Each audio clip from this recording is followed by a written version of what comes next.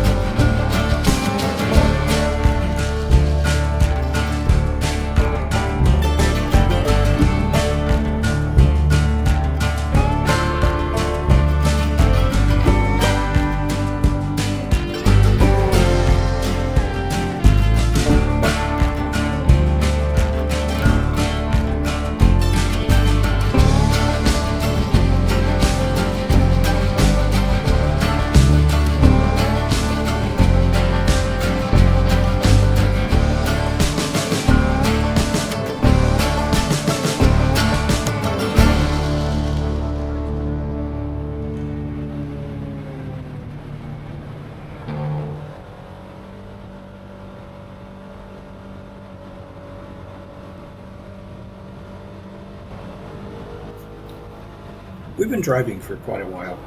We're still nowhere near the top, but this is a great spot to take a break, and I'm pretty sure every time Roger and Jean go this way, this is where they stop because this is where we stopped the last time I came through here with Roger.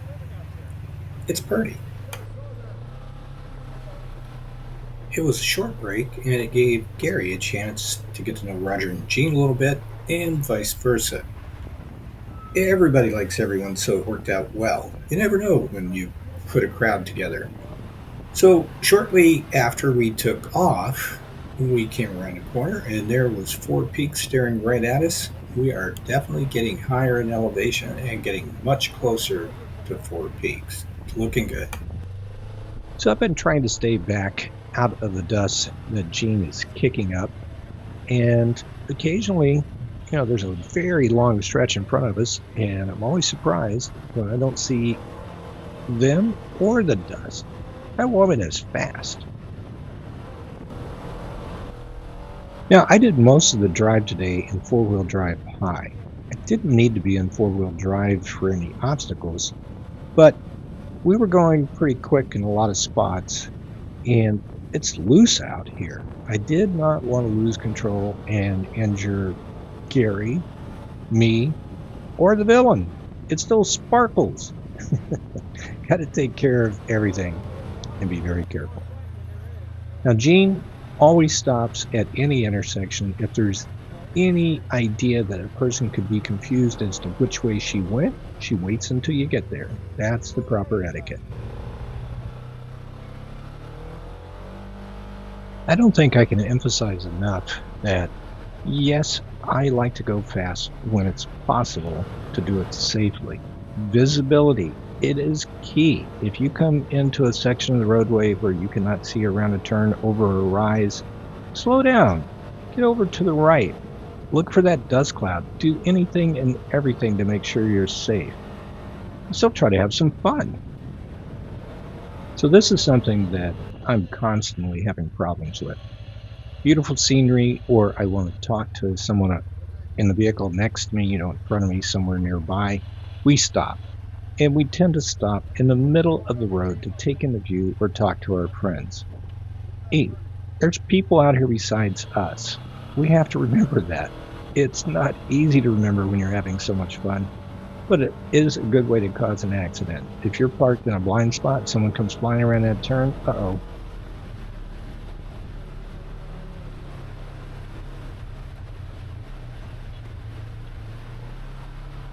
So finally, I did it the right way. I saw the scenery, I saw a wide spot, I pulled off, and I think I made Gary really nervous because I was heading for the edge, but only to stop so I could get this video for you to see just how beautiful it is here. And I did it safely. Roger always likes to go and make a slight detour when we get to the top of the mountain for the scenic views. This is beautiful. That's where we came from.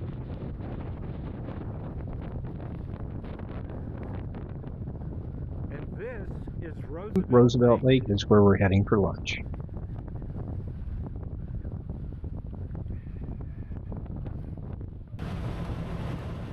It's funny how as soon as we started heading down towards the lake and potential lunch, suddenly I was hungry.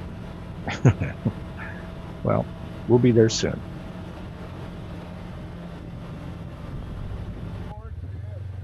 Sometimes I actually remember safety and move to the edge of the road where I belong when I'm sightseeing. The lake is looking really good. So I don't really show you every single spot where I can see for distance, but this gives you an idea here. You can see, I don't know, for a mile or more, that there's absolutely no traffic. The road is all mine. So aside from the danger of sightseeing, which I'm trying hard not to do, let's go have fun. Fast. The views just kept getting better. The road kept getting more curvy, steep drop-offs, as we got a little further down the road. Eventually there was a mile marker that actually said 5 miles to Highway 188. It didn't spell it out like that, but that's what it meant. It zeroes out when you get there. So we did have to stop several times to take in the views, and I had to pay careful attention to the road. What? That's not right. I want to look at the scenery. Robin and I both have problems from time to time with edges, height. Sometimes it doesn't bother us at all. Other times it's overwhelming. Well, let's just say today I was paying very close attention to those edges. So we could see for a long way, and Gene and Roger were nowhere in sight. And then we came up on a traffic circle, well, sort of, and I just knew they were hiding around the corner. I was going to sneak up on them. Well, all we found were great views, and they were nowhere in sight. So that traffic circle just went on and on. Well, it is a circle. Eventually we came out right back where we went in. Time to go down the hill now. Of course, there was a lot of edge before I got to we can go down the hill now. Back to lunch. Here we come. For those of you who are wondering, when you see the road does not look super smooth, and I know in my Jeep I'd be bouncing all over the place. The villain, I have not done anything to the suspension. It still has OEM tires and the original settings for the shocks. I am only running 8 to 10 psi for the air pressure, depending on what I'm doing. And of course the manual says 18, but 18 I think you better be on the highway, not off-road. Anyway, it just tends to float over most of these surfaces. It has to be an extremely rough area for you to even notice. I love this thing. Do you remember me talking about two-pedal driving?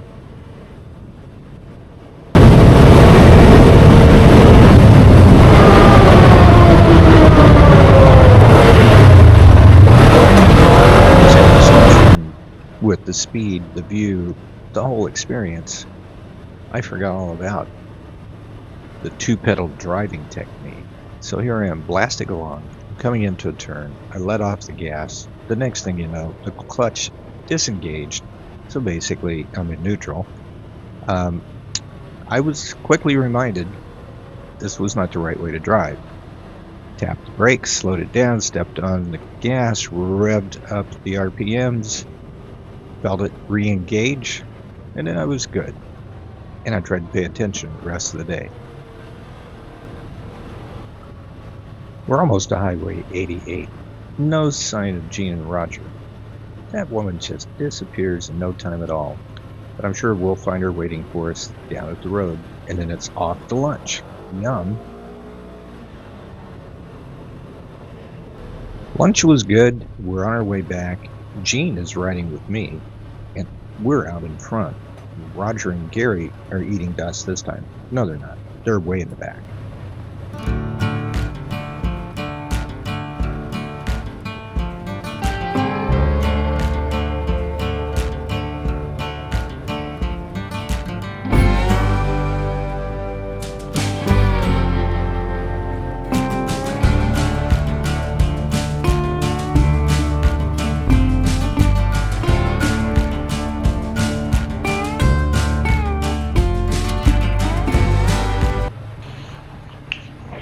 Well, that's it for this recording.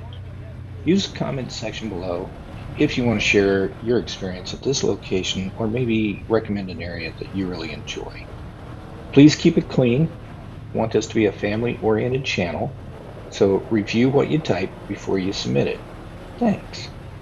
I apologize if you happen to hear something during the ride's recording that may not sound family-oriented.